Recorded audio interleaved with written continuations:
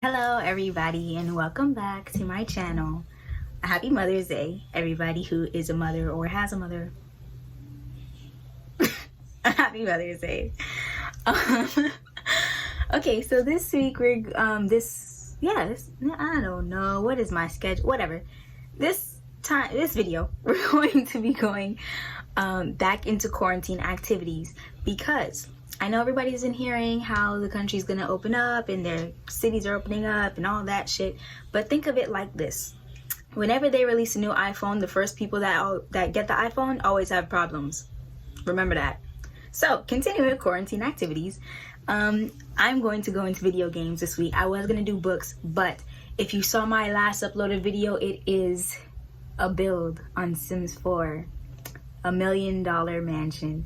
And it was while I was making this $1 million mansion that two of my friends told me about this cheat called free real estate. I was unaware. But we are going to get back into Sims in just a moment. What I want to talk about is games in general, not just Sims. So, first note, I'm going to be mentioning games that I feel like both guys and girls can be comfortable playing. And the reason why I'm emphasizing this right now is because there is still, even though a lot of people are like, oh no, there's not, there is still a stigma on what games guys and girls can play. And I personally have noticed it more on the guy side, because whenever girls tell a guy, any guy, that they're into games or they're into cars, the guys always want to test you. Like, oh, what about that game? Did you play that game? Or what is this car? Mind your own fucking business. Like, that stuff is so annoying. That is the fastest way to get somebody to stop talking to you. Like, even as just friends. Like, so super annoying. Just don't do that. But Overwatch, I feel like, is a super underrated game. And I feel like that is because of Fortnite. I'm not going to recommend Fortnite on this video because I don't like Fortnite. I don't like PvP games like that. I liked Call of Duty. I just don't like the whole one-on-one thing of Call of Duty or Fortnite. I don't like it. That whole like everybody for themselves thing, I don't like it. So I like Overwatch because you still get a team. Like you still get to fight with somebody. You get to fight with people who are a little bit better than you or a little bit worse than you. Whereas in Call of Duty or Fortnite, you're all just in a pool. Like good players, bad players. And this is not good for the people who just started playing the game because they're always going to be scudded by the higher players every time. It's just like cannon fodder. Like that's all it is. So I don't think that's fair. So I personally don't play Fortnite. I do still play Call of Duty, but that is also just a little bit biased on my side because I feel like Fortnite looks like a cartoon and I don't like it. Overwatch is of course a cartoon. However, again, they have the co-op thing. So I'll deal with the cartoon stuff of that. There's Dos Ex, which is kind of like a strategy game. It is not online. It's nice because, again, it is a lot of strategy mixed with action. So it is kind of like solving puzzles and stuff, which I thought was nice. And it kind of sort of reminiscent of Assassin's Creed, but not that much. So don't think you're about to go play Dos Ex. It's about to be like Assassin's Creed because it's not. But I'm just saying, you know, Assassin's Creed had that strategy kind of thing, and Dos Ex has the same thing. Then we have Warframe. I didn't play too much of Warframe before I put it on here. I've had like maybe 3 days of gaming experience on it. But the reason why I'm putting on this game is that it's such a pretty game, and it's an easy game to play for both sides. Like it's a nice game for when you want to play a game and not have to stress. Like you're not like on the edge of your seat like that. I appreciate that. Then we're going to talk about Sonic. Sonic recently made a comeback with Sonic Forces, and I really love that. I was a big fan of Sonic Hero. Wow, there's a whole eyelash in my eye. I was a really big fan of Sonic Heroes. But Sonic Forces, for anybody who hasn't played it yet, it kind of combines all the Sonic games into one. There was that Sonic game with the mini Sonic where like was you know, you're just running straight through, like doing all the loop and stuff, just 2D like that. And in my opinion, those are the hardest Sonic games. Like those mini Sonic, I hate mini Sonic just because he was so hard to play as. That man runs so fast and all the obstacles are just coming at you and it's just like a lot. But the new Sonic Forces, I liked it because it's kind of continuing as if it's a storyline. So there is a story to it, but you're also playing pieces of every other Sonic game before it, and I thought that was really nice.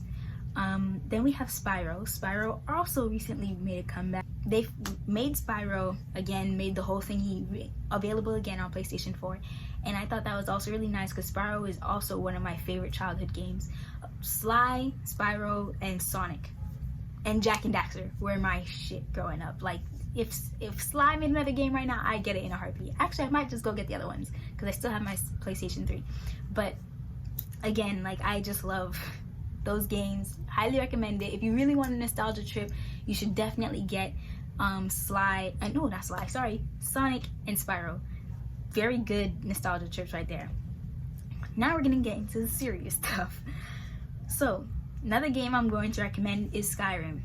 The reason why I say serious stuff is because Skyrim, and the next game I'm going to mention after this, I take very seriously. I have got to be over 300 hours worth of gameplay on Skyrim, and it's just everything.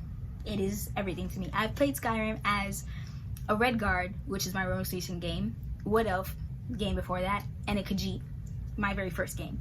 And it's just so serious. Like, I take that game super serious. Skyrim is a game where it is RPG open world, but all your choices matter. It's Jesus Christ. I'm leaving that in there.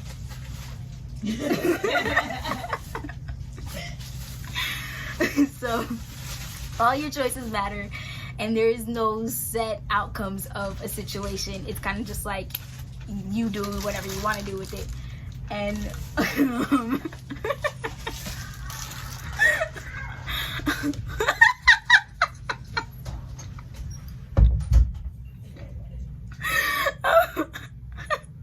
that was my sister. So like, for example, the whole baseline of the story is that the High Elves want to make people stop worshiping Talos, and you are a Dragonborn. So like, picking the Imperial side of this kind of goes against yourself because you are a Dragonborn and the Imperials don't fuck with Talos, and Talos is kind of a Dragonborn too, so it's kind of like you're racist against yourself. So that's the background of the game. But again, you can pick Imperial, you can pick what is it called? You can pick the Imperials, or I don't remember the other one. The Stormcloaks, there we go. You can pick the Imperials or the Stormcloaks. And certain missions, like certain things that you do before you take on those missions, can affect those missions. For example, I did not take a certain Thieves Guild mission before finishing that storyline, and therefore I couldn't finish. Well, I did finish the storyline, but it was very hard because the Stormcloak mission storyline makes you destroy a house where something you need to steal is inside. So, you know, your options like that affect the storyline. And there's also other things that, it's just so many stories, so many quests, so many things, mini quests, all tied up into this game where it's, you never finish the game, and that's what I like the most. I love games that never finish.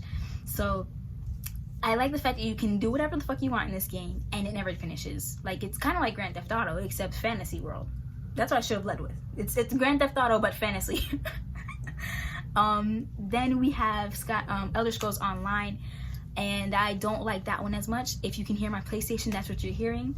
I am now getting back into playing Elder Scrolls Online. This is my second official day of gameplay. I bought it like a year and a half ago in 2018, but I played it one time and I was like, not for me, because Elder Scrolls Online is different from from Skyrim.